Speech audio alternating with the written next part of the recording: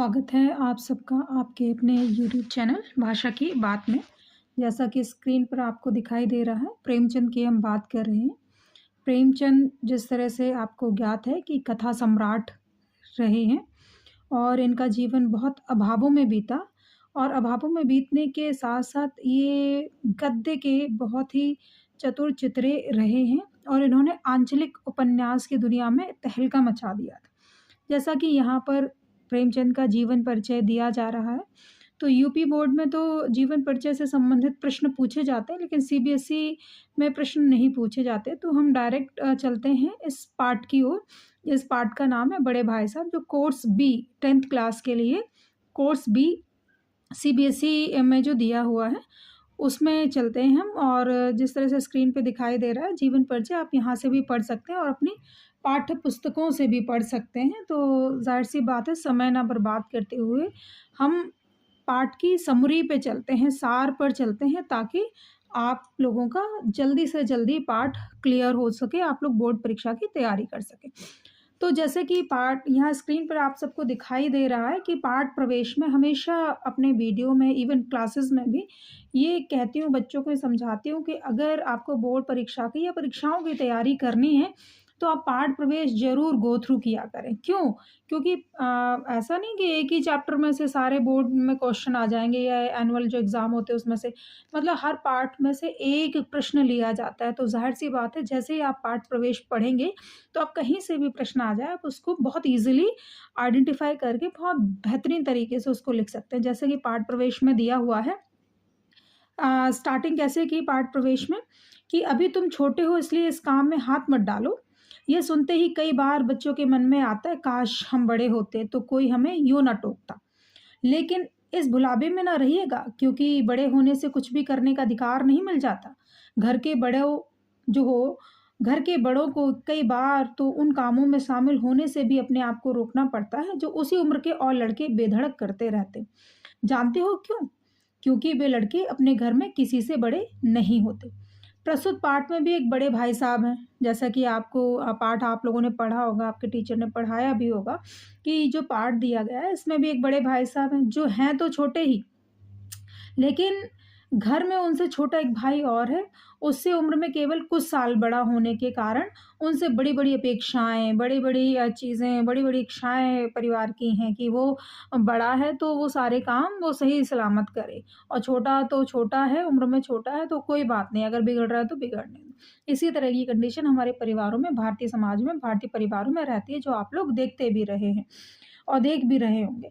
बड़ा होने के नाते वे खुद भी यही चाहते हैं और कोशिश करते हैं कि वह जो कुछ भी करें, वह छोटे भाई के लिए एक मिसाल का काम करें, और इस आदर्श स्थिति को बनाए रखने के फेर में वे बड़े भाई साहब का बचपन तिरोहित हो जाता। मतलब जो उनका बचपन है, वो बचपना ना रह करके किसी बुजुर्ग की भांति, किसी समझदार व्यक्ति की भांति वो व्यतीत होने लगता है। जैसा कि आपको स्क्रीन पे दिखाई दे रहा है, बड़े भाई साहब यहाँ टाइटल दिया हुआ है, एक बच्चा पढ़ रहा है। तो ये बच्चा कौन है? ये चित्रित किया गया है, ये बड़े भाई साहब हैं, जो हर समय टेबल चेयर लगा कर के ना पढ़ते रहते हैं, और इतना टाइम नहीं है बच्चों कि हम पूरे चैप्टर को रीड करें, गो थ्रू कर लेते हैं फटाफट, क्योंकि क्वेश्चंस के थ्रू मैं आपको इस पार्ट को समझा दूँगी। कह रहे थोड़ा-सा ले लेते हैं यहाँ से, मेरे भाई साहब मुझसे 5 साल बड़े हैं।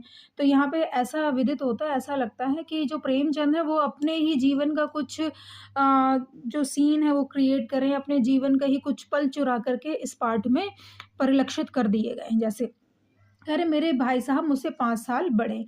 ज़्यादा अंतर नहीं है, 5 साल का अंतर है उनके और उनके बड़े भाई में, लेकिन रीज़न क्या है? वो बड़े हैं इसलिए सारी की सारी निगरानी का काम, सारी की सारी उनकी किस तरह की वो कंडीशन है, किस तरह से वो चल रहे हैं, किस तरह से वो पढ़ रहे हैं, इसका सारा दामोदार किस पर है? उन बड़े भाई के ऊपर है। तो छोटा भाई क्या बताता है? वो कहता है कि स्वभाव से मेरे जो बड़े भाई हैं, बड़े अध्ययनशील हैं। बहुत हर समय स्टडी स्टाइलिश हैं, वो हमेशा पढ़ते रहते हैं, लेकिन हरदम किताबें खोले बैठे रहते हैं, और शायद और कभी-कभी वो देखते हैं उनकी जो नोटबुक्स पड़ी रहती हैं, कि कभी-कभी शायद दिमाग को आराम देने के लिए वे जो किताब के हाशियों पर, हाशिए किसे कहते हैं?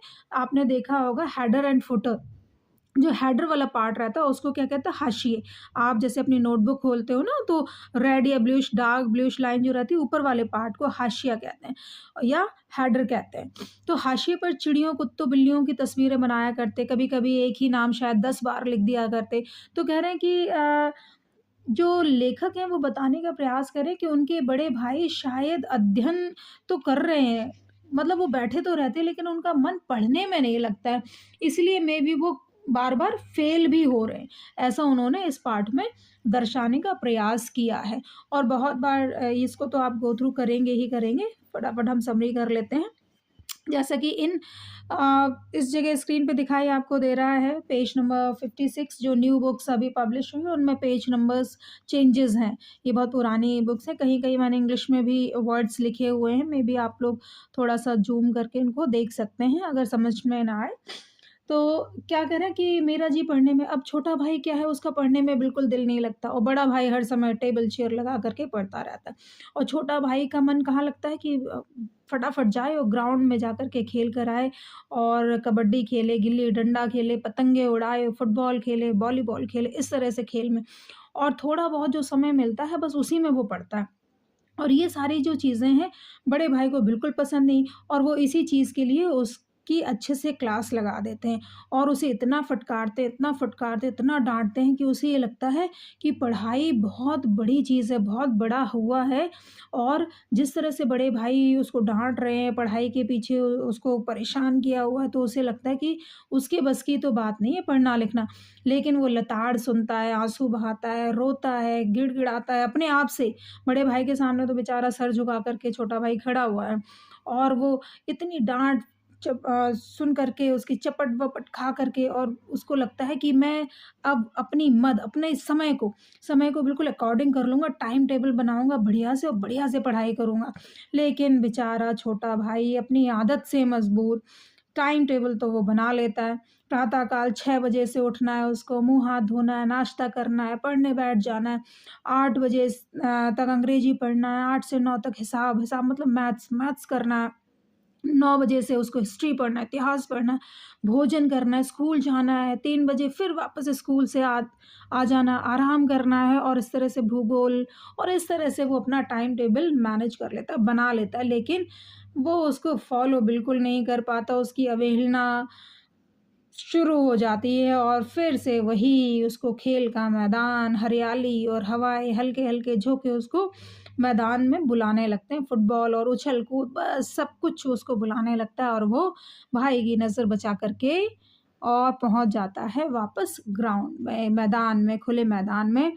और क्या कहते हैं कि अब जिस तरह से वो पढ़ाई कर रहा है, कैसे पढ़ाई कर रहा है? पढ़ाई को बोझ नहीं समझ रहा और बड़ा भाई क्या समझ रहा है? बोझ समझ रहा है। छोटा भाई पढ़ाई को बिल्कुल बोझ नहीं समझ रहा, इसलिए वो जब भी एनुअल एग्ज़ाम होते, सालाना इम्तिहान होते हैं और छोटा भाई हमेशा अपनी कक्षा में प्रथम आ जाता है और बड़ा भाई पुनः-पुनः फ़ेल हो जाता है, जिसके चक्कर में उसे स्वयं से बहुत ही ज़्यादा नफ़रत होती है, बहुत ही ज़्यादा उसे बुरा भी लगता है, लेकिन अब करे तो करे क्या? बेचारा छोटा भाई तो पास है, बड़ा भाई फ़ेल हो रहा है। अब उसको लगता है कि उसे डाँटने का भी अधिकार नहीं, और इसी का फ़ायदा छोटा भाई उठाता है और वो भाई की नज़रें बचा कर के फिर बहुत ही आराम से खेलना-कूदना करना शुरू कर देता है। लेकिन अचानक से एक दिन भाई की नज़रें उस पे पुनः पड़ जाती हैं और पुनः उसको खींचना शुरू कर देता है, डाँटना शुरू कर देता है और क्या कहता है कि भले ही तुम मेरे समकक्ष आकर खड़े हो जाओ, मतलब मैं जिस क्लास में पढ़ता हूँ मेरी क्लास में आ जाओ, मैं क्योंकि मैं फ़ेल होता रहूँगा और तुम मेरी क्लास से आगे भी निकल सकते हो, लेकिन ये याद रखना कि जो व्यावहारिक ज्ञान मुझे जो है सोसाइटी का, चीज़ों का, उसमें मैं तुमसे हमेशा बड़ा रहूँगा। जो परमात्मा ने, खुदा ने 5 साल का अंतर जो मेरे और तुम में बनाया है, वो हमेशा और हमेशा रहेगा। फिर वो अपने माता-पिता का उदाहरण देता है, स्कूल के मास्टर का उदाहरण देता है कि किस तरह से हेडमास्टर इतने पढ़े लिखे हैं, लेकिन फिर भी वो इकोनॉमी अपनी उनकी फ़ेल है, लेकिन जब से उनकी माताजी आई हैं तब से उनके पास पैसा टिकने लगा है। फिर अपने दादा का उदाहरण देते, अपने माता-पिता का उदाहरण देते, कह रहे उन्हें भले ही अक्षरी ज्ञान बिल्कुल ना हो माता को या पिता सिर्फ़ 5 तक पढ़े हैं, लेकिन फिर भी व्यावहारिक ज्ञान उनको बहुत ज़्यादा है, इसीलिए वो परिवार का पालन-पोषण करते हैं। कहते हैं जो पैसा माता-पिता भेजते हैं वो हम फटाफट खर्च कर देते हैं। और क्या समझाते हैं बड़े भाई कि अगर मैं बीमार हो जाऊँ तो लेने के देने पड़ जाएँगे, तुम्हें इतना समझ में नहीं आएगा कि मैं कैसे ठीक करूँ अपने भाई को, लेकिन दादा को इस करने की ज़रूरत नहीं। कह रही जो व्यावहारिक ज्ञान है या जो समझ है, वो उम्र के साथ-साथ बढ़ती है, उसमें बुकिश नॉलेज कुछ नहीं कर सकती। और यहाँ पे जो बड़ा भाई है, क्या कह रहा है कि तुम मेरे रहते बेराह ना चलने पाओगे। वो ऐसा क्यों कहने का प्रयास कर रहा है कि तुम मेरे रहते बेराह ना चल पाओगे? क्योंकि वो सिर्फ़ इसलिए कह रहा है क्योंकि उसके ऊपर ज़िम्मेदारी है अपने छोटे भाई की, इसीलिए वो ऐसा कहने का प्रयास कर रहा है। अब देखिए पेज नंबर 60 पे और 61 पे जो दिया गया है, तो भाई साहब तो बहुत कुछ नरम पड़ गए और मुझे डाँटने का अधिकार भी उनको ना रहा। इसी तरीके से आगे स्टोरी बढ़ती जाती है और आगे बढ़ते-बढ़ते कहाँ पर पहुँच जाती है, वही हेडमास्टर तक और फिर उसके माता-पिता की ओर वो इशारा करते हैं। माता-पिता की ओर इशारा करते हुए वो क्या कहते हैं कि एक दिन टकरा गए बड़े भाई, कहाँ पे बाज़ार में, और मैं बाज़ारी लौंडों के साथ कनकौए उड़ा रहा था, मतलब पतंगे उड़ा रहा था और भाई ने जो मेरी क्लास लगानी शुरू की, तो बस ऐसा लग रहा था कि काटो तो खून नहीं। और इसी चक्कर में भाई ने क्या कहा कि मेरा भी मन करता है कि मैं भी पतंगे उड़ाऊँ, लेकिन अगर मैं बेराह चलूँगा तो तुम्हें कैसे रास्ते पे ला सकता हूँ। और ये भाई की बात सुन कर के जो लेखक हैं, जो छोटे भाई हैं, वो नतमस्तक हो गए और उनको इतनी ज़्यादा श्रद्धा हो अपने बड़े भाई पर कि भाई किस प्रकार से समय और सिचुएशन को सँभाल लेते हैं और किस तरह से पासा पलट देते हैं। और उसके बाद जो लेखक ने अंत किया है, बड़ा ही मार्मिक, बड़ा ही खूबसूरत अंत किया है कि कहीं न कहीं जो छोटे भाई जैसे खेल रहे हैं, बड़े भाई के मन में भी इच्छाएँ होती हैं कि वो भी बच्चों के साथ पतंगे उड़ाएँ, फुटबॉल खेलें, मैदान में जाएँ। तो कहीं न कहीं उनका छुपा हुआ बचपन, छुपा हुआ जो बालमन है, वो बाहर उछल कूद कर के आता है और पतंग जो उड़ रही होती है, जा रही होती है, फटाफट वो पतंग को पकड़ते हैं क्योंकि और बच्चों से वो तो लंबे थे और हॉस्टल की तरफ बेतहाशा भागते हुए नज़र आते हैं। और इस तरह से यहाँ पे प्रेमचंद इस स्टोरी को ख़त्म करते हैं और मतलब मोरल क्या है इस पार्ट का? सिर्फ़ और सिर्फ़ मोरल ये है कि किसी भी कार्य को लेकर के बोझ समझ के उसको ना किया जाए। उसको किस प्रकार किया जाए, मोरल यही बताता है। इस तरह का ही प्रश्न आएगा बच्चों कि इस कहानी को किस कौन-सी दिशा या भाई किस बात के लिए नतमस्तक हो गए बड़े भाई पे? तो मोरल क्या है कि किसी भी प्रकार से किसी भी कार्य को बोझ ना समझकर उसको इंटरेस्ट के साथ किया जाए, तो उसमें ज़रूर सक्सेस मिलती है। जैसे छोटा भाई पढ़ता तो कम था, खेलता ज़्यादा था, लेकिन जितनी देर पढ़ता था, इंटरेस्ट के साथ पढ़ता था, इसीलिए वो हमेशा अव्वल आता रहता था। आइए फटाफट कर लेते हैं इसके प्रश्न। प्रश्नों के ज़रिए हम परीक्षाओं की तैयारी करते हैं, पढ़ते हैं कि कथानायक की रुचि किन कार्यों में थी? अब कथानायक की रुचि किन कार्यों में थी? जैसे यहाँ दिखाई दे रहा है कथानायक की रुचि किसमें थी? कनकौवे उड़ाने में थी, कंकरियाँ उछालने में थी। कंकरियाँ क्या जो स्मॉल पीसेस होते हैं स्टोन के, पत्थरों के, उनमें उनमें थी उनकी रुचि। और किसमें रुचि थी? बास्केटबॉल खेलने में, फुटबॉल खेलने में और किस पे? फाटक के ऊपर जो गेट होते थे, लोहे के गेट, उनके ऊपर चढ़ कर के उसको इधर से उधर हिलाने में उनकी बहुत ज़्यादा रुचि थी। बड़े भाई साहब छोटे भाई से हर समय पहला सवाल क्या पूछते थे? क्या पूछते थे? कहाँ थे और इतनी देर कहाँ रहे? यही उनका सवाल होता था। दूसरी बार पास होने पर छोटे भाई के व्यवहार में क्या परिवर्तन आया? व्यवहार में क्या परिवर्तन आया? उसको अपने ऊपर थोड़ा-सा प्राउड होने लगा, घमंड होने लगा और उनको ये लगा कि बड़े भाई तो फ़ेल हो रहे हैं, तो उनको कोई अधिकार नहीं मुझे डाँटने का, ये उसको फ़ील होने लगा। तो वो उसको इग्नोर करने लगे छोटे भाई। बड़े भाई साहब छोटे भाई से उम्र में कितने बड़े थे और कौन-सी कक्षा में पढ़ते थे? क्या बताया लेखक ने कि वो 9 साल उनसे बड़े थे, ठीक है? 9 साल बड़े थे वो उनसे। और बड़े भाई साहब दिमाग को आराम देने के लिए क्या करते थे? आपको स्टार्टिंग में ही दिया हुआ था पेज पे कि वो अपनी कॉपियों के हाशिए पर बिल्ली, कुत्ते के चित्र बना दिया करते थे। कभी राधे श्याम, श्रीयुत लिखते-लिखते एक फेस बना दिया करते थे, आराम देने के लिए दिमाग को ये करते थे। लिखित प्रश्नों में जैसे दिखाई दे रहा है। छोटे भाई ने अपनी पढ़ाई का टाइम टेबल बनाते समय क्या-क्या सोचा, फिर उसका पालन क्यों नहीं किया? क्या-क्या सोचा था उन्होंने? जैसा कि हमने पेज पे पढ़ा था, उन्होंने पहले तो सोचा कि बहुत अच्छा टाइम टेबल बनाऊँगा। कैसे? कैसे बनाऊँगा कि प्रातः काल 6 बजे उठूँगा, मुँह हाथ धोऊँगा, नाश्ता करूँगा, पढ़ने बैठ जाऊँगा और 6 से 8 तक इंग्लिश की बुक्स लेकर के अंग्रेजी पढ़ूँगा। 8 से 9 तक मैथ्स पढ़ूँगा मतलब हिसाब लगाऊँगा। 9 से साढ़े 9 तक इतिहास पढ़ूँगा, फिर भोजन करूँगा और स्कूल जाऊँगा और साढ़े 3 बजे स्कूल से वापस होकर के आधा घंटा आराम करूँगा और 4 से 5 तक भूगोल पढ़ूँगा और 5 से 6 तक ग्रामर करूँगा और आधा घंटा हॉस्टल के सामने ही टहल लूँगा और साढ़े 6 से 7 तक अंग्रेजी कंपोज़िशन, फिर भोजन करके 8 से 9 तक अनुवाद करूँगा, अनुवाद मतलब ट्रांसलेशन करूँगा और 9 से 10 तक हिंदी, 10 से 11 तक विविध विषय, फिर विश्राम करूँगा। फिर ये वाला टाइम टेबल उन्होंने बनाया लेकिन उसको फ़ॉलो नहीं कर पाए। क्यों नहीं कर पाए?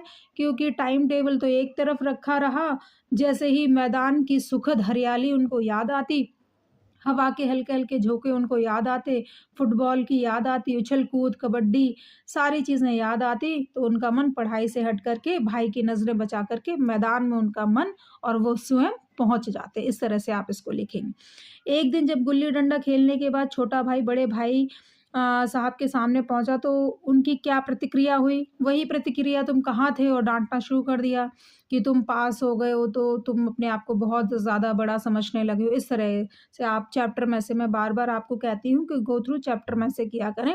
जो डायरेक्ट आंसर आपको मिलते हैं वो मत लर्न किया करें। बड़े भाई साहब को अपने मन की इच्छाएँ क्यों दबानी पड़ती थी? क्यों? क्योंकि वो बड़े थे। अगर वो गलत रास्ते पे चलते तो छोटे भाई को कैसे शिक्षा देते, इसलिए अपने मन की इच्छाएँ उनको दबानी पड़ती थी। बड़े भाई साहब छोटे भाई को क्या सलाह देते थे और क्यों? क्या सलाह देते थे कि दादा ने हमें यहाँ पढ़ने के लिए भेजा है तो हमें पढ़ाई करके नाम रोशन करना है। ऐसे नहीं कि हम यहाँ आकर के अपना समय और पैसा बर्बाद करेंगे, ये नसीहत देते थे। छोटे भाई ने बड़े भाई साहब के नरम व्यवहार का क्या फ़ायदा उठाया? क्या फ़ायदा उठाया? वो बार-बार कनकौए उड़ाने, बाज़ारी लौंडों के साथ पतंगे उड़ाने, फुटबॉल वगैरह खेलने, ये सारी चीज़ों का फ़ायदा उठाया और वो वहाँ पर भागता-दौड़ता रहा। आगे बढ़ते हैं प्रश्नोत्तरी में फटाफट कि क्योंकि 50 से 60 शब्दों वाले प्रश्न हैं जिसमें है बड़े भाई को डाँट, फटकार अगर ना मिलती तो क्या छोटा भाई कक्षा में अव्वल आता? अपने विचार, ज़ाहिर-सी बात है, ये बिल्कुल हकीकत बात है। अगर वो डाँटते फटकारते नहीं तो शायद वो अव्वल नहीं आ पाता। ये लेखक ने बताया भी है, अपने वक्तव्य में बताया है। दूसरा प्रश्न क्या है? इस पाठ में लेखक ने समूची शिक्षा के किन तौर तरीकों पर व्यंग किया है? क्या आप उनके विचार से सहमत हैं? ज़ाहिर-सी बात है, ये सत्य है कि तौर तरीके इसी तरीके के हैं। बड़े भाई साहब के अनुसार जीवन की समझ कैसे आती है? व्यावहारिक ज्ञान से जीवन की समझ आती है क्योंकि आप डे बाय डे समाज से सीखते हैं। छोटे भाई के मन में बड़े भाई साहब के प्रति श्रद्धा क्यों उत्पन्न हुई? क्योंकि जब लास्ट में उन्होंने कहा था ना कि तुम मेरे रहते बेराह नहीं चल पाओगे, तब उनको श्रद्धा हो गई थी कि मतलब फेल भी हो रहे हैं लेकिन अपने बड़प्पन, अपने बड़े होने का वो पूरा फ़र्ज़ निभा रहे हैं, उस समय श्रद्धा हो गई थी। अब क्या है कि बड़े भाई की स्वभावगत विशेषताएँ बतलाइए, स्वभाव कैसा था वो वहाँ पे जब स्टार्टिंग में कि किस तरह का नरम स्वभाव था, वो केयरिंग थे और वो स्वयं उनका पढ़ने में मन नहीं लगता लेकिन कोशिश करते थे कि बहुत अच्छे से पढ़ाई-लिखाई करें, इस तरह से।